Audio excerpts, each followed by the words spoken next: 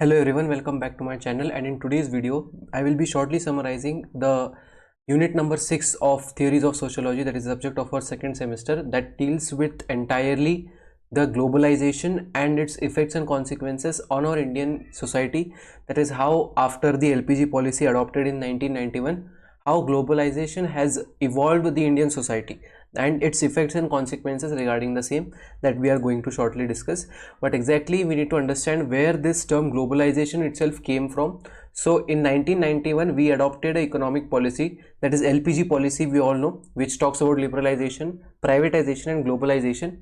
So it refers to a global economy that is across borders, connecting two or more than two nations with regards to trade, commerce, etc. So as India was a closed economy prior to 1991, after 1991 and adoption of globalization policy, India became a competitive market-based model where we used to trade goods and services from various countries, as India priorly was only based upon a closed economy, but later it became a mixed economy, and the reason of this was 1991's policy.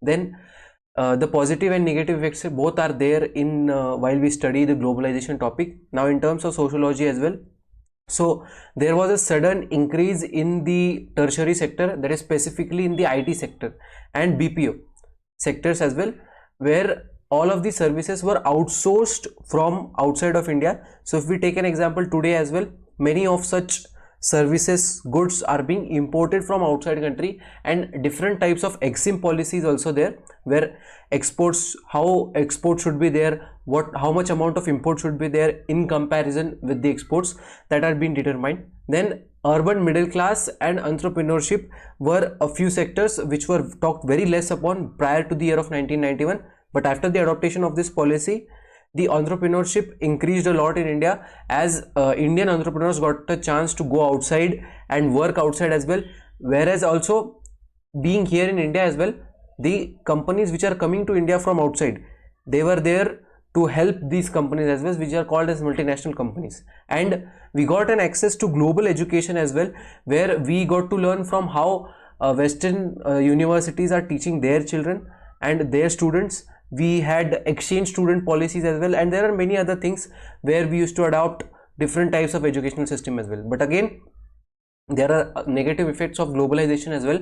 First is basically that informal sectors are a lot affected once during globalization, and domestic market kind of falls due to export policies and import policies, because if certain good is being produced in India and is not being sold in India itself, then the domestic market will crash, because there is an existence of substitute goods which is being imported from outside, which is being sold at a less price from our own country. Then this again impacts a lot in the domestic economy as well.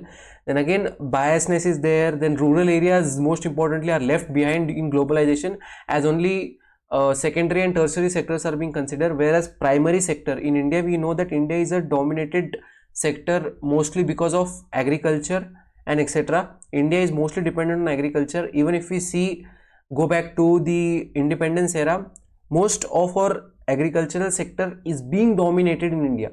Therefore, when globalization came, the most impacted community was agricultural community as well. Then again, many cultural social changes and impacts on the gender as well. Since we are learning it from a sociological perspective, the cultural changes are basically that westernization of a lifestyle, food, clothing and values came from West to India, and media and internet again emerged after 1991, which again we were able to see what West are doing in their countries. Then again we are comparing it with our society, and then again challenges come because of their living style, because of their lifestyle. They are living a different life. Similarly, socially as well, individualistic thinking has been increasing after globalization, and joint families weakened. So we see that in ancient India, or even in contemporary India, the problem is that prior we used to live in a joint families in India, but as time is being progressing towards nowadays, we see that slowly these joint families are being broken down into nuclear families of 5, 6. Then now we are seeing the tendencies of only 4 people, mainly the parents and husband, wife. So that is the problem or challenge we can say that has been emerging. Then again, gender effects as well, that gaps are still there, biasness is still there, opportunities are very less. So lastly, there is with regards to agriculture and agriculture stratification, that is small farmers face global market competition. Now in India, small farmers dominate a major agricultural sector.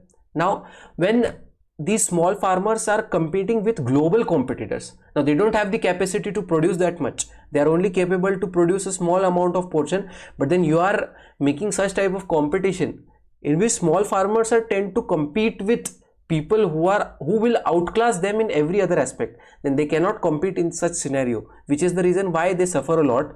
Then corporate farming and contract agriculture, because we see that in after globalization, multinational companies are being performing agricultural in India, so that itself is a problem for small based agriculture, small farmers or individual agricultures as well.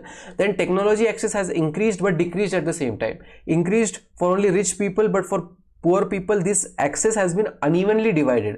Therefore this has created many social inequalities, and this has caused a divide in this agricultural field as well due to globalization. Lastly, we can say that globalization is a double-edged sword in India, and there are many different theories with regards to the same, because we are studying from a sociological perspective. There are different theories, functionalists are there, conflict theories are there. So functionalist basically says that it is a systematic adaptation, that is structural functionalism. We have already learned that whatever happens in the society, it is needed to be happened in the society, that is it is necessary for the society to progress.